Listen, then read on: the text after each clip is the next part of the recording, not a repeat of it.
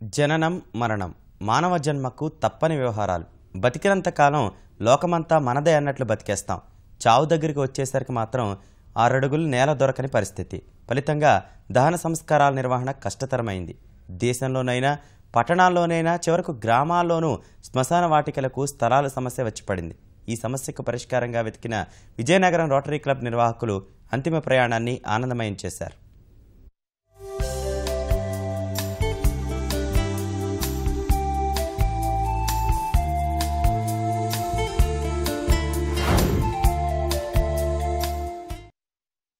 మూడు లక్షల జనాభా ఉన్న విజయనగరంలో శ్మశాన వాటికలు సక్రమంగా లేవు. ఆక్రమణలకు గురై చాలా చోట్ల కంపచెట్లు పెరిగి బహిర్భూమికి వెళ్లే వారికి నిలయాలుగా మారాయి.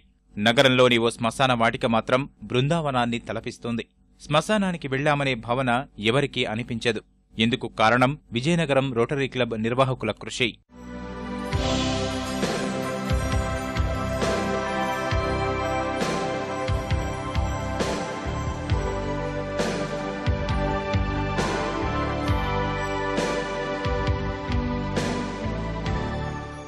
ఈ శ్మశాన వాటిక ప్రవేశద్వారం వద్ద పెద్ద రుద్రుడి విగ్రహం ఉంటుంది. చుట్టూ ఉన్న ప్రాంతం పూల మొక్కలతో ఆకర్షణీయంగా కనిపిస్తోంది. అందమైన చిత్రాలు, దేవతామూర్తుల విగ్రహాలతో పాటు అష్టదిక్పాలకులు స్వాగతం పలుకుతున్నట్లు రూపకల్పన చేశారు. రంగురంగుల మొక్కలు, పూలను తెచ్చి నాటారు. ఎక్కడికక్కడ కూర్చునేందుకు వీలుగా అరుగులు ఉంటాయి. తేనీరు, రక్షిత నీరు సరఫరా చేస్తారు. స్త్రీ పురుషులకు ప్రత్యేక స్నానపు గదులు నిర్మించారు. ప్రతి అంగుళం ఎంతో శుభ్రంగా, స్వచ్ఛతతో కనిపిస్తుంది. రోజుకు 5 నుంచి 6 దహన సంస్కారాలు చేసుకునేందుకు ఏర్పాట్లు చేశారు.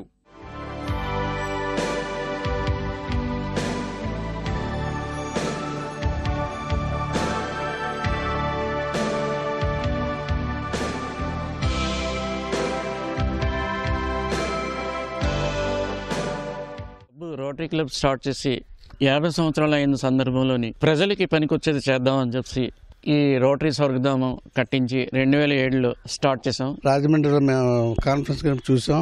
వాళ్ళు చేస్తున్న కార్యక్రమం చాలా అద్భుతంగా ఉంది. అది కూడా మనం విజయనగరం చేయదామనే ఆలోచనతో మున్సిపల్ అప్పుడు అశోక్ గజపతిరాజు మినిస్టర్ గారిని అప్రోచ్ అవ్వడం, మార్చరీ బాక్స్ పెట్టి బాడీని పాడవకుండా డీకంపోజ్ అవ్వకుండా ఉంచడానికి సదుపాయాలు కూడా కలిగించాం. ఇదంతా ఒక బృందావన్ గార్డెన్ లాగా ఉండి అందరు వచ్చిన వాళ్ళకి ఎన్నో సౌకర్యాలు ఇక్కడ ఏర్పాటు చేశాం. స్వచ్ఛ భారత్ ఎక్కడో కాదు, ఇక్కడే జరుగుతుందని చెప్పేసి ప్రజలు అనుకోవాలనే ఉద్దేశంతో ఒక 4 ప్లాట్ఫారాలు ఒకే ఏరియాలో ఉంటాయి. 1500 రూపాయలు కోదానికి తీసుకుంటారు. కానీ సెపరేట్గా ఇండివిజువల్గా చేసుకోవాలన్న వేరే 2 ప్లాట్ఫారాలు ఉన్నాయి. ఈ కట్టెలు అవనివ్వండి, కృష్ణాలు అవ్వండి, ఎవ్రీథింగ్ ఆ శవాన్ని తీసుకురావాలన్నా వ్యాన్ ఇస్తారు. ఇలాంటి స్వర్గధామం ఉత్తరాంధ్ర జిల్లాల్లో ఎక్కడా చూడలేదని కార్యక్రమాలకు వచ్చిన వారు అంటున్నారు. ఎన్నో వసతులతో మంచి వాతావరణంలో అంతిమ సంస్కారాలను నిర్వహించడంతో అయిన వారి ఆత్మకు శాంతి చేకూరుతుందని ఆశాభావం వ్యక్తం చేస్తున్నారు. చిన్నాన్నగారిని తీసుకొచ్చాం. 2 సార్లు కూడా మొత్తం వచ్చిన బంధువులు మేము అందరం కూడా చాలా సాటిస్ఫై అయ్యాం. ఈ దహన కార్యక్రమానికి ముఖ్యంగా రైన్ ప్రాబ్లం ఉంటుంది. ఆ రైన్ ప్రాబ్లం వచ్చింది అంటే పల్లెటూరులో ఆ కార్యక్రమం జరగడం చాలా కష్టం. దానికి చాలా అనువుగా ఉంది కాబట్టి బంధువులు చాలా సాటిస్ఫై అవుతున్నారు. ధామం అన్నందుకు స్వర్గంలాగే ఉందండి. తర్వాత ఈ కర్మకాండ చేసే దగ్గర చాలా పరిశుభ్రంగా ఉంది. నిజంగా స్వర్గంలోకి వెళ్తారా చనిపోయిన వాళ్ళు అన్నట్టు భావన కలుగుతోంది. చాలా బాగుందండి. గార్డెన్లు బాగున్నాయి. అసలు భయంకరం అన్నది లేదు ఇక్కడ. అంతా స్వర్గం అంటే స్వర్గంలాగే ఉన్నది.